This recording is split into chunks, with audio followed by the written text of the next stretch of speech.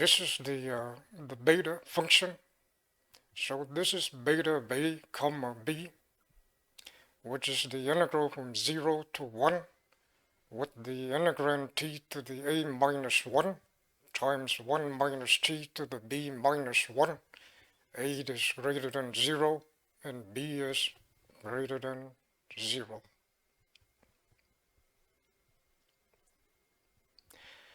And now we want to write this beta function in terms of sine and cosine. Let t be sine squared of theta.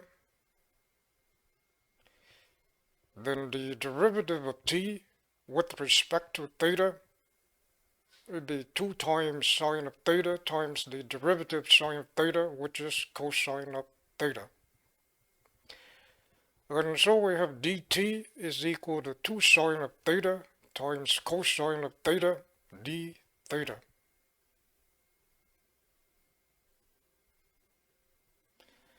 One minus t, which is 1 minus sine squared of theta, which is cosine squared of theta. The lower limit of integration is 0. The upper limit of integration is 1. When t is 0, we have 0 equal to sine squared. Take the square root of both sides. We have sine of theta is equal to 0.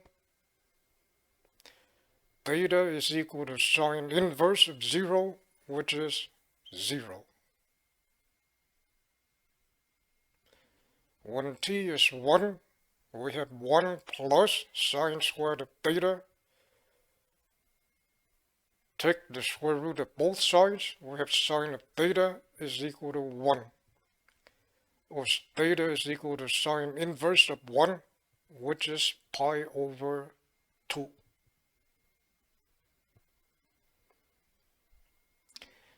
And so this integral, in terms of sine and cosine, in the place of t, we have sine squared of theta. In the place of 1 minus t, we have cosine squared of theta. When t is 0, theta is 0. When t is 1, theta is pi over 2. And then dt will be 2 sine of theta cosine of theta d theta.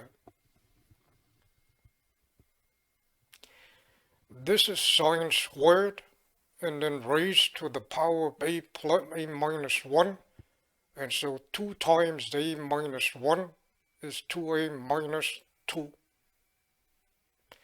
And then here we get 2 times b minus 1, which is 2b minus 2. This is the same as sine of theta to the first, cosine of theta to the first. So we can combine this term with this term. So it would be sine of theta to the 2a minus 2 times sine of theta to the first. So we just add the exponents. And then this 2 here, we can move it to the front. 2a minus 2 plus 1 is 2a minus 1. And then similarly, 2b minus 2 plus 1 is 2b minus 1. And so the beta in terms of sine of the beta function, in terms of sine and cosine, is this.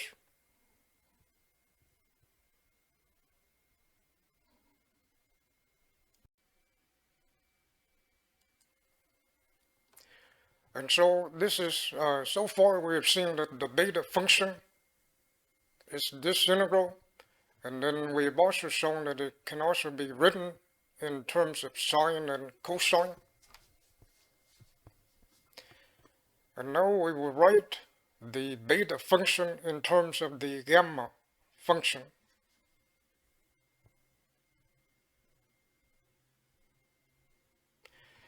Recall that gamma b is the integral from 0 to infinity with the integrand t to the a minus 1 times e to the minus t.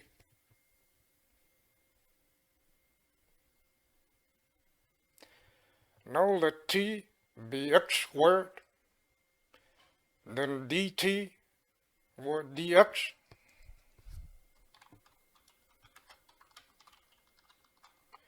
will be 2x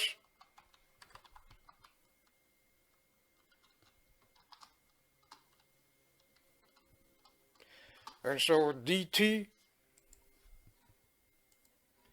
is 2x dx,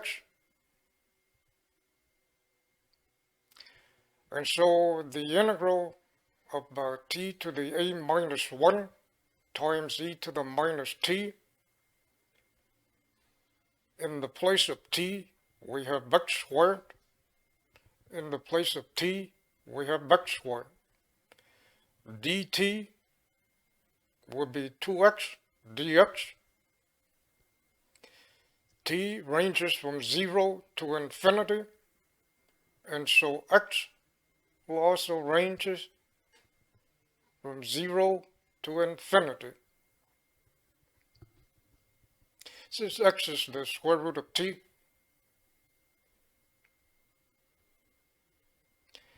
and so here we have 2 times a minus 1, which is 2a minus 2.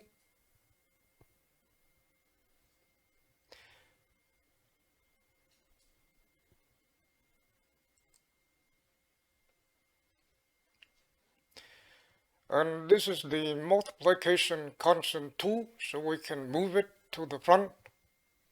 This is x to the first, so we can combine it with this term.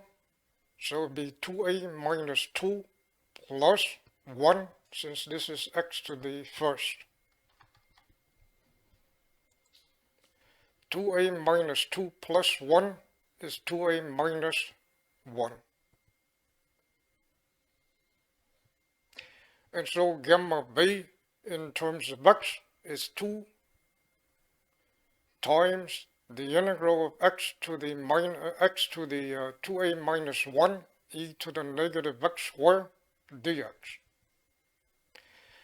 And for gamma b, we can write it as 2 times the integral y to the 2b minus 1 e to the negative y squared times dy. And recall that x here is just a dummy variable, and so we can use any variable we want. So here we choose to use the variable y. And so gamma b times gamma b, it will be this integral times this integral. 2 times 2 is 4.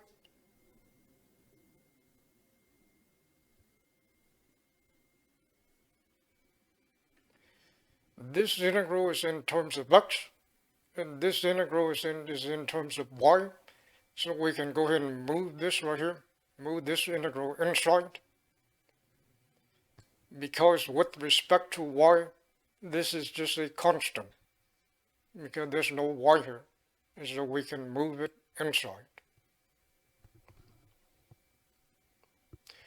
E to the minus x squared times e to the minus y squared is e to the negative x squared minus y squared,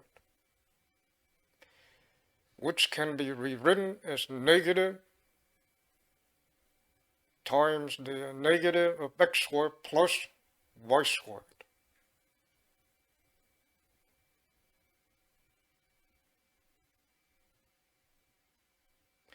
And now let's rewrite this double integral using polar coordinates. Recall that in the relationship between the rectangular system and the polar system is r squared equal to x squared plus y squared. X is equal to r cosine of theta, y is equal to r sine of theta. Here x ranges from 0 to infinity. Y ranges from 0 to infinity. So we are dealing with the first quadrant, the entire first quadrant. X ranges from 0 to infinity and Y ranges from 0 to infinity.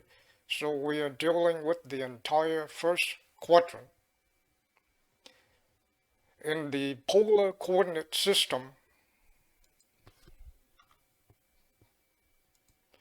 the integration is over the entire first quadrant, and therefore the r, the radius, would be from 0 to infinity, and theta would be from 0 to pi over 2, since the integration is just over the first quadrant only. And in the first quadrant, theta runs from 0 to pi over 2. And now the double integral in using polar coordinate system.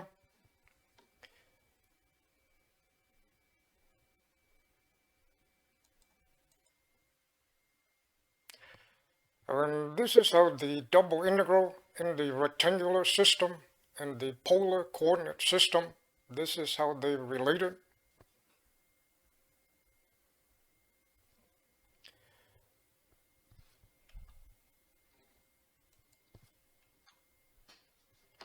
So here we have x, which is r cosine of theta. Here we have y, which is r sine of theta. And then here we have e to the negative r squared, and then times r dr d theta. R ranges from 0 to infinity. Theta ranges from 0 to pi over 2.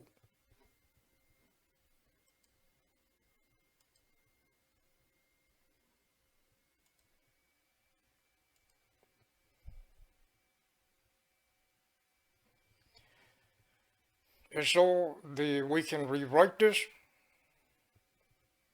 We can separate the double integrals,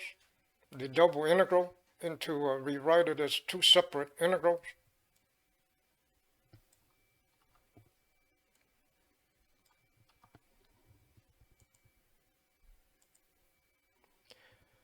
And so here we have r. This is the same as r to the 2a b 2a minus 1. We can go ahead and write an extra step right here.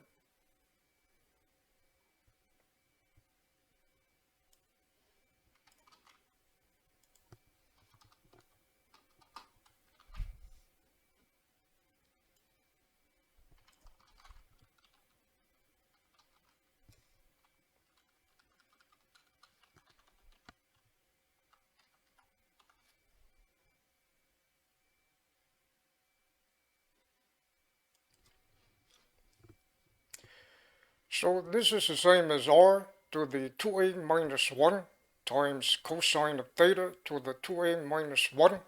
And this is r to the 2b minus 1 times sine of theta to the 2b minus 1. And then we have e to the negative r squared, and then times r dr d theta.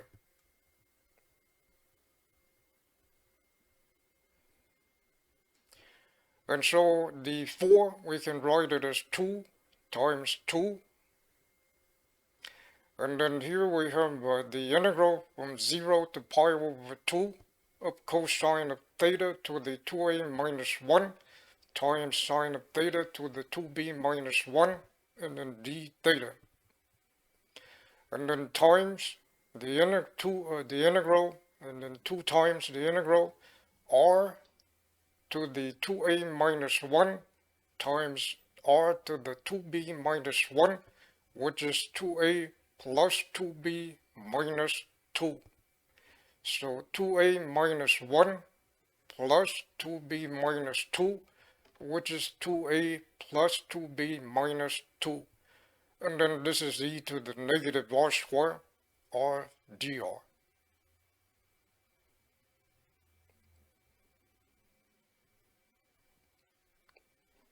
And then the 2a plus 2b minus 2, which is 2 times a plus b minus 1. And then here we have e to the negative r squared. And then this 2 here, move it and place it right next to the r dr. This is the result that we got earlier. This is beta of a plus b. Beta of a plus b is this integral.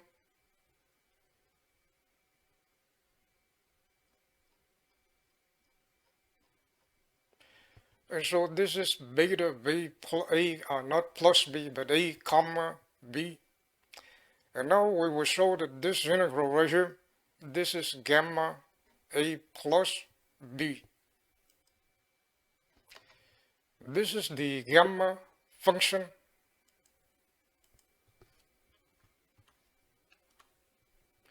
And so gamma of a plus b, then in the place of k, we have a plus b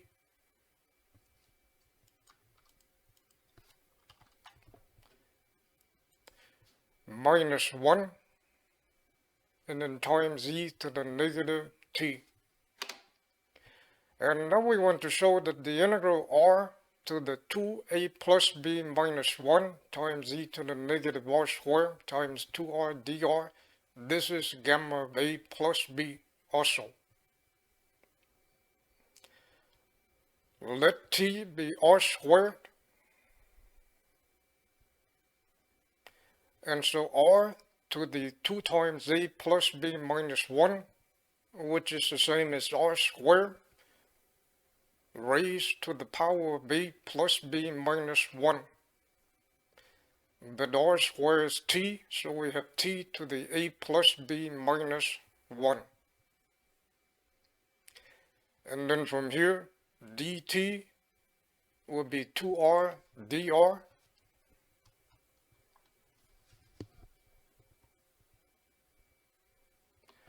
And this integral now becomes t to the a plus b minus 1, because this is what's r to the 2 times a plus b minus 1 is. E to the negative r will be e to the negative t. 2r dr is dt.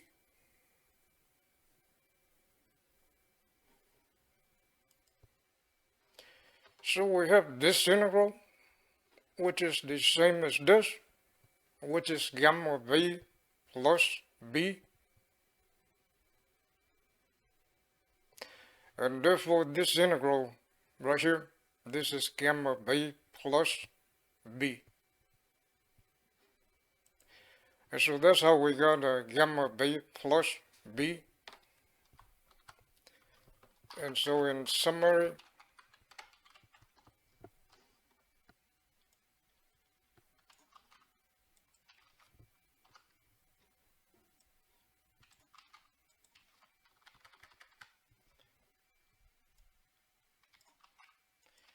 we have beta of AB is equal to gamma of A times gamma of B dividing by gamma of A plus B.